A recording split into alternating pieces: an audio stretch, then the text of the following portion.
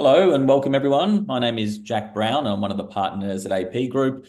I'm joined today by my colleague Chris Swifte, who's the National Development Manager at AP Group. However, in a past life, Chris was the GM of National Development at Terry White, and also the Head of Development at Sigma. G'day, Chris. Certainly helpful to have you on this webinar, given your experience in this area.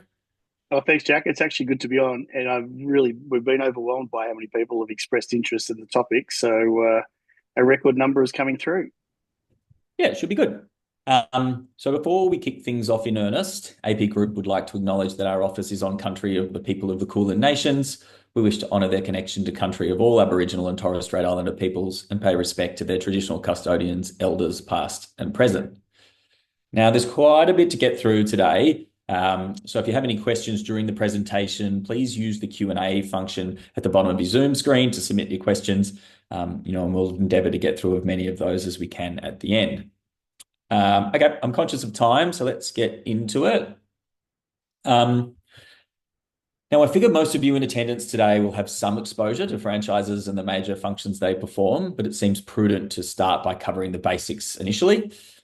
So by definition, a franchise is a formal contract between the franchisor and franchisee that grants the franchisee rights to use the brand or IP and the business model. So essentially, the pharmacy owner, who's the franchisee in this example, pays the franchisor, which would be a Terry White or a Priceline, to gain access to their operational systems, which include supplier agreements, marketing strategies, admin support. And what we find is, although each individual will have their own reasons for choosing a franchise, the underlying benefit that most franchisees seem to have in common is that by entrusting much of the admin and strategic planning to the franchisor, they can spend more time leveraging their core skills to grow the business. So, by their own admission, many pharmacy owners, might be great pharmacists, but they're not necessarily great business people. And therefore, they're looking for support in certain areas.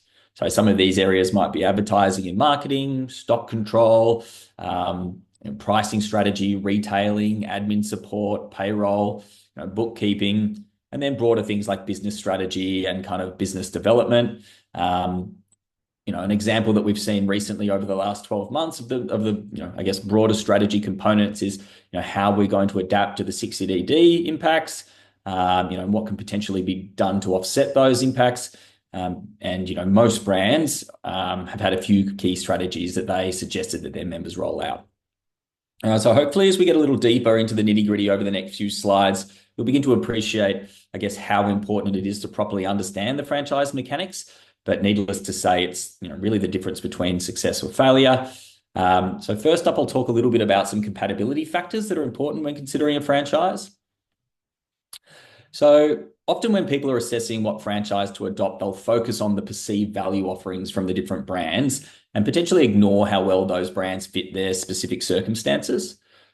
So, for example, a question you might ask is a brand well regarded in your area? So this is particularly relevant if you're considering a franchise that is primarily located in another state. In certain cases, that brand may be well known and respected in one part of the country. However, that same brand may have significantly reduced brand awareness in another state. There are things like understanding your customer base is also key. It sounds obvious, but it is often overlooked, at least in my experience. So, if your business is located in a suburb populated predominantly by retirees, I wouldn't choose a brand that relies heavily on retail sales targeting a younger demographic. Equally, if your pharmacy was located in a very affluent area, you need to ensure that your product mix fits that particular profile. So you might consider additional income streams such as high-end beauty services or compounding, etc.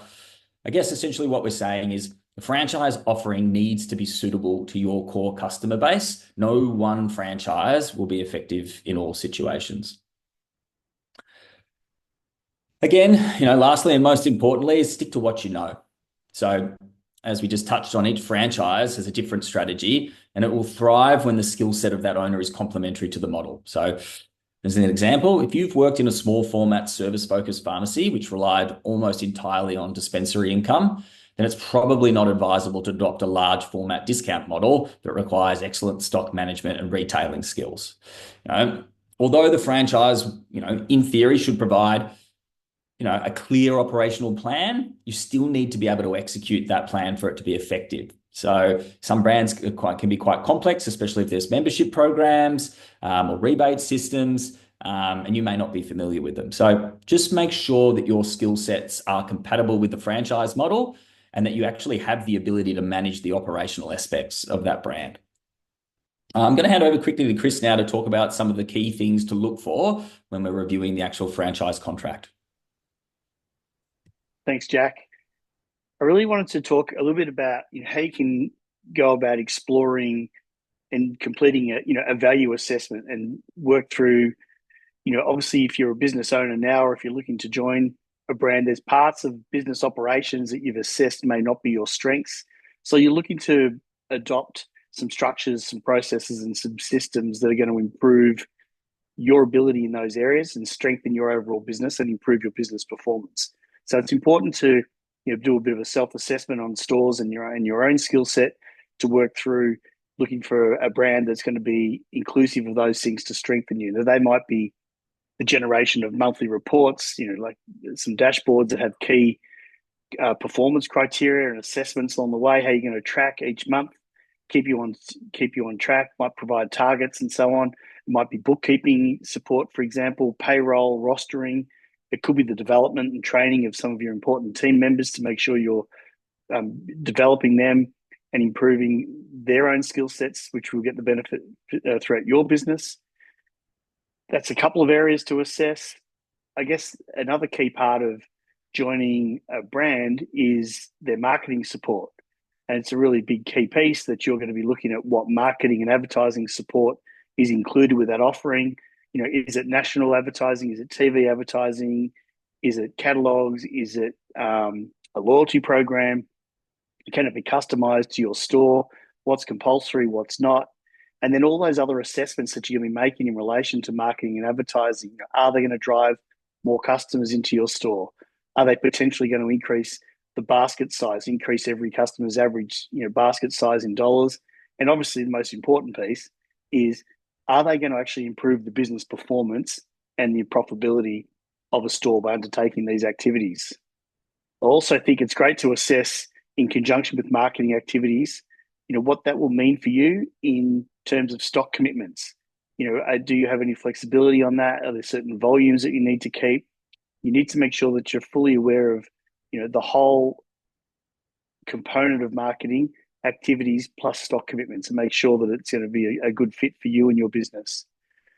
I also think ranges, supplier relationships, and obligations are also key parts of a franchise relationship with a brand. They've all vary with different relationships with different wholesalers, different generic drug suppliers, for example, different ranges in support throughout the store. So you want to be aligned with the market leading brands, market leading suppliers, market leading products. I mean, these are all facets that drive the performance of your store and are linked directly with the franchise group that you're potentially exploring and looking at joining. When you're assessing your store, you need to make sure that whatever the proposition of the brand that you're exploring, are you going to be able to execute that in your store? If your store is the right size, is it too small? Is it too large? Does it have an odd shape? Can you fit in components that are key to the store brand success? That might be, for example, the inclusion of 2 clinic rooms, trial rooms, private consult areas, however you wish to describe it. But there'll be certain key elements of each offering that you need to make sure is actually going to be possible for you to execute and get optimal return on that in your existing store layout. I also think that you need to check. Sometimes you might have another business or what's sometimes referred to as a parallel business. A lotto news agency, for example, is one. You need to make sure that that's going to be okay to continue that. They might not be in line with a brand's offering and their proposition, but things to consider. I also think it's important to discuss with potential brands, do you get a defined territory? Do you get an exclusive catchment area? Because you're going to be growing that brand awareness and also they're going to be growing your store support. So they're important questions to ask if they're available, if they exist, because it could be a key piece for your assessment. With the fees and the structures, stores, different brands have different offerings. They're all different tiers. They might have a brand fee, a marketing fee, a training and development fee, an IT support, a loyalty club fee. You know, out of all the different combinations of fee structure, I guess you want to make sure that you're doing the research and doing the assessment to make sure that you're getting a full picture on what the fee structures are and what the obligations are in relation to compliance. I talk a little bit about obligations in the next slide, but I guess what my main assessment is, make sure you're getting full visibility on what all the fee structures are. So with that segue, let's talk a little bit about some of your obligations. You may or may not be aware, but the franchising sector is actually very regulated. It's runs under the banner of the ACCC, which is the national regulator for consumer and competition laws. And they also have a franchising, which includes the franchising code of conduct. So it's very structured. It's franchisors and franchisees have got obligations to meet in conjunction with that code of conduct. You'll also hear with a lot of regularity in the franchising space the term disclosure document. So everyone's familiar with different disclosures with landlords and so on, but the franchising disclosure document is a really key document that outlines all areas of the franchisee and all areas of the franchise relationship for both the franchisor and the franchisee. And then you'll also have a franchise agreement that will accompany that disclosure statement. We're going to talk about this multiple times throughout the presentation today, but really we can't emphasize enough how important it is to make sure you're getting professional advice from industry experts, lawyers, accountants, business advisors to make sure that you're fully across your obligations on this legally binding franchise relationship.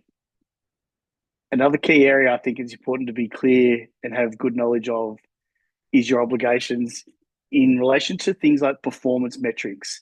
Brands will have key performance indicators. They'll have targets. Are those targets achievable for your store? And if they're not achievable, what's the impact? You might hypothetically have an impact on your volume of rebates you might receive back from suppliers and so on. So obviously you'll have a knock-on effect to what your total cost will be in relation to your fee structure, for example. So it's really important to make sure that you're fully across the performance metrics and if they're achievable and be clear on the obligations in that regard.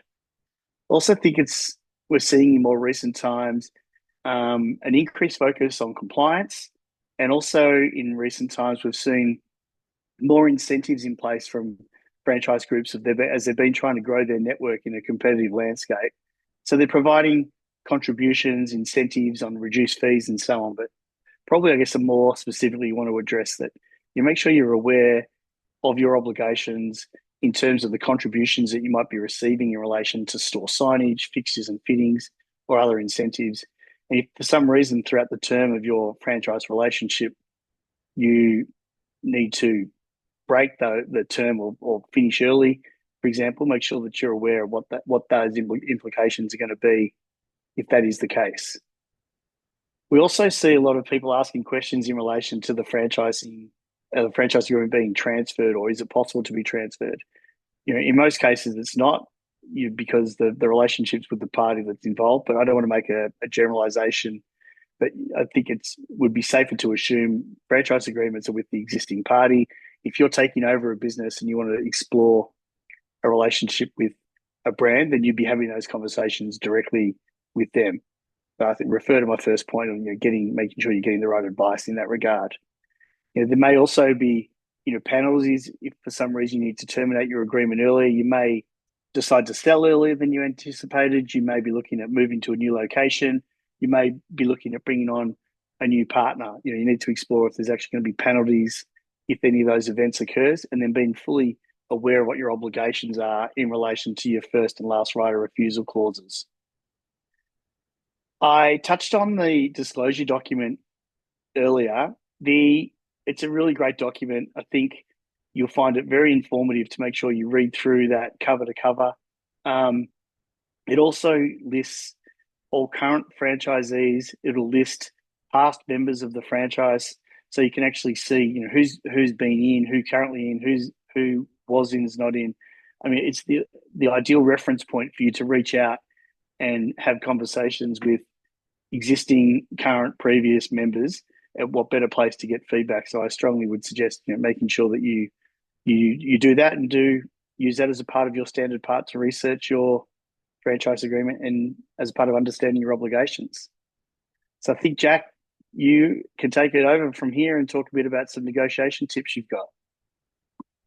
Yeah, thank you, Swifty. And I'll just quickly note as well, look, I can see the questions coming through. I understand that, Chris just covered off a fairly substantial piece of information. Some of those are reasonably complex, but I'm conscious of time. We'll try to get to some questions. But yes, I can note that the Q&A is actually working. I guess essentially what I want to communicate on this slide is that you have greater negotiation leverage than you think. So for first-time franchisees in particular, the brands and wholesalers can feel like enormous corporations, that are holding all the cards. But the reality is they want your business. As Chris touched on, the franchise space is very competitive, increasingly so, and wholesalers rely on new stores to grow their business. So what this means is you shouldn't be afraid to push for a better deal and ask for what you want. If you need financial assistance to meet a brand's fit out signage requirements, then you should request it. Equally, if certain elements of their strategy don't work for you, then make that clear and ask for it to be removed or amended. Ultimately, it should be a partnership that's mutually beneficial because both sides stand to lose if the business is not successful. So your pharmacy should make more money under the banner or the franchise. And if you don't genuinely believe that it will, then you shouldn't proceed with the franchise. I guess as well, just to reiterate what Chris said in the last slide, a franchise is a legally binding contract with significant implications. So you have to seek professional advice. Have a lawyer review the contract, speak to your accountant around financial modeling using the KPIs that will be provided by whatever it is franchise that you're looking at. Now, this is a very important decision that will play a significant role in determining your financial future. So treat it as such. Make sure that you consult your advisors. And again, like Chris touched on, speak to your industry peers. Like they are the ones, I guess, that are most likely to provide you unbiased and feedback and advice around what their experience was like. Just before we get to some of the questions that have come through, I guess we want to reiterate a few key points to try and leave you with today. So again, sound like a bit like a broken record, but be thorough with your due diligence. Understand what the brand is offering. Understand how suitable they are for your unique circumstances, and understand what your obligations are and what you must adhere to when you sign the contract. Secondly, just make sure you get the best deal you can.